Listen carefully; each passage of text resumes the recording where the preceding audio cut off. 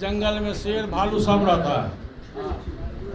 पर्यावरण को संतुलित करने के लिए जंगल में रहता है न, हजारों चीज भतीजा मिलेंगे नहीं, लेकिन देखिए समय की पुकार है। व्यक्ति बलवान नहीं होता, समय बलवान है। और एनडीए में चिराग पासवान जी यदि आना चाहते हैं और एनडीए के लोग यदि बुलाना चाहते हैं तो उसमें मुझको कोई आपत्ति नहीं। एनडीए में भतीजे चिराग की वापसी पर चाचा पारस का बड़ा बयान, कहा जंगल में शेर के साथ भालू भी रहता है। पार्टी और परिवार में टूट के बाद से बिहार में चाचा पारस और भतीजे चिराग पासवान के रिश्ते चर्चा में रहे हैं।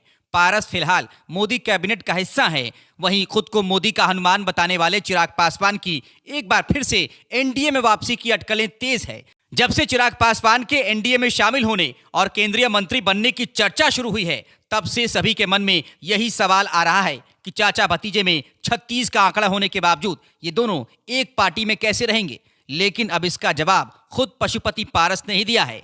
केंद्रीय मंत्री पशुपति कुमार पारस से जब सवाल पूछा गया कि चिराग पासवान एनडीए में शामिल हो रहे हैं, तो जवाब में उन्होंने कहा कि जंगल में शेर और भालू दोनों रहता है। चाचा पारस ने कहा है कि अगर चिराग पासवान एनडीए में शामिल होते हैं तो मैं उनका स्वागत करूंगा। इस पर उनसे तुरंत ये सवाल भी पूछ लिया गया कि क्या चाचा भतीजे की जोड़ी एक साथ देखने को मिलेगी। पशुपति पारस ने कहा कि चाचा भतीजा मिलेंगे नहीं, व्यक्ति बलवान नहीं है, समय बलवान है, जो होगा अच्छा होगा। 2024 के लोकसभा चुनाव में आप और चिराग साथ लड़ेंगे या अलग, इस सवाल का जवाब देते हुए पशुपति पारस ने कहा कि जंगल में शेर और भालू दोनों रहता है। पर्यावरण को संतुलित रखने के लिए सभी का रहना जरूरी है। चिराग एनडीए में आते हैं तो मुझे कोई दिक्कत नहीं होगी, लेकिन इसके लिए पहले चिराग पासवान प्रायश्चित करें। 28 नवंबर 2022 तो हमारी पार्टी की स्थापना दिवस है। 23 वर्ष हुआ। 28 नवंबर 2000 ईस्वी में लोक जनशक्ति पार्टी की स्थापना हुई थी और उसमें हमारे बड़े आयसा रामदास पासवान पार्टी के संस्थापक भी थे, पार्टी के राष्ट्रीय अध्यक्ष भी थे। 28 नवंबर को 23 वर्ष पूरा होगा। 23वां स्थापना दिवस मनाया जाएगा रविंद्र भवन में मनाया जाएगा पार्टी का स्थापना दिवस। दूसरा मुद्दा है पूर्णी का विधानसभा उपचुनाव। पूर्णी में उपचुनाव होने वाला है और एनडीए गठबंधन के हम पार्ट हैं। एनडीए गठबंधन का जो फैसला होगा, जो उम्मीदवार होगा, हमारी पार्टी पूरी ताकत के साथ हम उस चुनाव में जाएंगे और निश्चित रूप से पूर्णी विधानसभा चुनाव जो उपचुनाव है वो चुनाव हम एनडीए गठबंधन का उम्मीदवार वहाँ से चुनाव जीतेगा। तीसरी बात है, सबसे जो प्रमुख बात है बिहार में लॉ एंड ऑर्डर। अभी मैंने देखा है कि आरा का डीएम ने चिट्ठी लिखा है कि बिहार में लॉ एंड ऑर्डर चरमरा गया।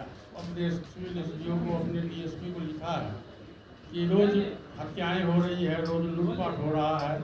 ये बड़ी ही दुखद घटना है। एक जिलाधिकारी प्रशासन का हेड होता है, वो लिखे, सरकार को लिखे, डीजीपी को भी उसने कॉपी दिया है कि बिहार में लॉ एंड ऑर्डर की स्थिति बहुत खराब है। और इधर एक सप्ताह में लगभग दर्जनों लोग मारे गए हैं वहाँ। तो ये हमारी शिकायत है और बिहार सरकार से मेरा आग्रह है कि बिहार में लॉ एंड ऑर्डर की व्यवस्था करें।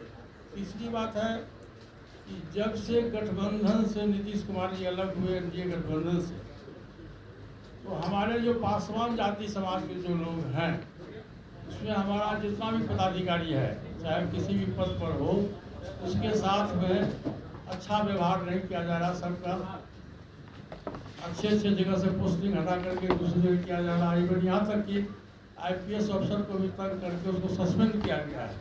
ये भी एक दुखद घटना है। बिहार के मुख्यमंत्री से हमारी मांग है कि पासवान जाति भी बिहार का ही है और बिहार का एक सक्षम जाति है, उसके साथ में दुर्व्यवहार नहीं किया जाए। ये हमारी डिमांड है।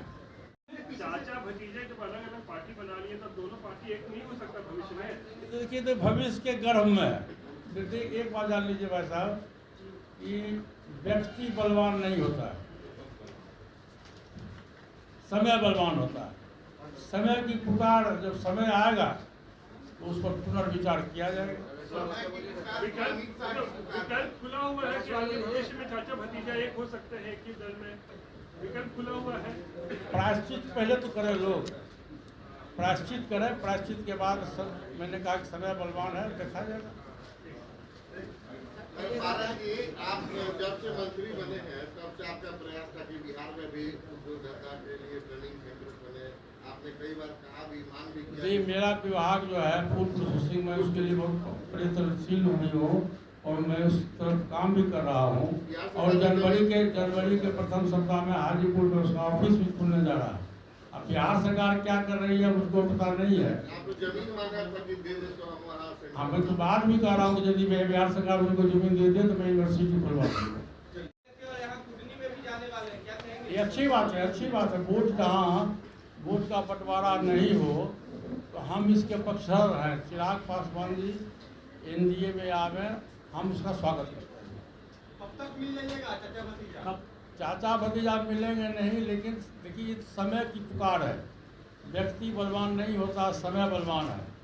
और एनडीए में चिराग पासवान जी यदि आना चाहते हैं और एनडीए के लोग यदि बुलाना चाहते हैं तो उसमें मुझको कोई आपत्ति नहीं। 2024 का जो लोकसभा चुनाव होगा उसमें चिराग जी और आप लोग किस तरह से मतलब एक साथ होंगे या अलग अलग ही चुनाव? अरे जंगल में शेर भालू सब रहता है। पर्यावरण को संतुलित करने के लिए जंगल में रहता है न, हजारों जीव हैं। एनडीए गठबंधन बड़ी पार्टी है, विश्व के पैमाने पर भाजपा का संगठन है और बिहार देश में एनडीए गठबंधन है। यदि इसमें चिराग पासवान भी आ जाते हैं तो मुझको कोई आपत्ति नहीं।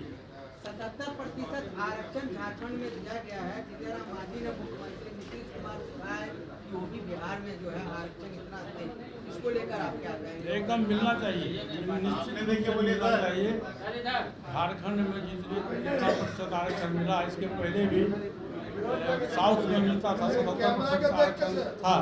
तो निश्चित रूप से हम इसके समर्थक हैं। जितना मांझी जी का जो बयान है हम उसका समर्थन करते हैं। सर एक सवाल और, ये आरसीपी सिंह ने कहा है कि शराबबंदी है बिहार में, नीतीश कुमार हट किए हुए हैं, राजस्व का घाटा हो रहा है। निर्दोष लोग जो है, कई लोग जो है पकड़े जा रहे हैं, इस पर आपका क्या? देखिए, राजस्व का घाटा तो हो ही रहा है। और शराबबंदी में आप देखिए कि शराबबंदी में नुकसान किसका हो रहा है। शराबबंदी तो है नहीं। जिस शराब का कीमत 200 रुपया था आज 1500 में मिलता है। पैसे वाले लोग पीते हैं और गरीब लोग पी के मर जाता है और पकड़े जाते हैं। आप जेल में का आप ले लीजिए आंकड़ा कि यदि जेल में शराबबंदी में 5000 लोग जेल में बंद हैं कैदी के रूप में, तो निश्चित रूप से 4500 लोग गरीब जाति के हैं, शेड्यूल कास्ट के हैं, पिछड़ी जाति के हैं, अति पिछड़ी जाति के हैं। और हजारों महिलाएं विधवा हो गई। शराब पी के लोग मर गए, हजारों महिलाएं विधवा हो गई। जो जीतनराम मांझी जी का डिमांड है या कांग्रेस का अभी ये मेले का बयान आया है, तो मैं इस बात का समर्थन करता हूँ कि निश्चित रूप से शराबबंदी के नियम में शिथिलता आना चाहिए और सरकार इस पर पुनर्विचार करे।